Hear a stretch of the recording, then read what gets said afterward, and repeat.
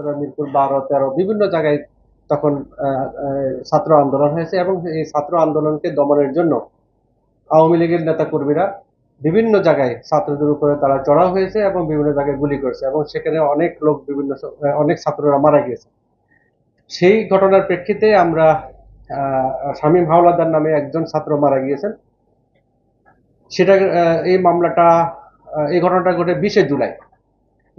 এর পরিপ্রেক্ষিতে আমরা এরপরে মামলা হওয়ার প্রেক্ষিতে আমরা মামলার সকল আসামিদেরকে বিচার বিশ্লেষণ করে এবং বিভিন্ন প্রিন্ট মিডিয়া এবং ইলেকট্রনিক্স মিডিয়ার সংবাদগুলো পর্যালোচনা করে আমরা ওই সময় কারা হামলা করতে পারে ওদের কিছু ভিডিও ফুটেজ পাই। আমরা সেই ভিডিও ফুটেজগুলো আমরা পর্যালোচনা করে আজকের যে আসামি যে আমরা গ্রেপ্তার করেছি, যার নাম গফুর মোল্লা, যিনি রূপনগরের বাসিন্দা এবং রূপনগর থানার উনি সহসভাপতি, ওনাকে আমরা আজকে ভোরবেলা প্রায় 3টা, 3:30টার দিকে আমরা তাকে গ্রেপ্তার করি এবং তার বাসা সার্চ করে আমরা তার শটগান পাই এবং শটগান ওখানে আমরা 8 রাউন্ড তাজা গুলি এবং একটা গুলির খোসা উদ্ধার করি, যেটা ইতিপূর্বে ইউজ হয়েছে, এবং তার লাইসেন্স এবং সকল কাগজপত্র পর্যালোচনা করে অস্ত্রের যে দেখা যায় যে সেখানে বিভিন্ন সময় সে 100 রাউন্ড গুলি ক্রয় করেছেন।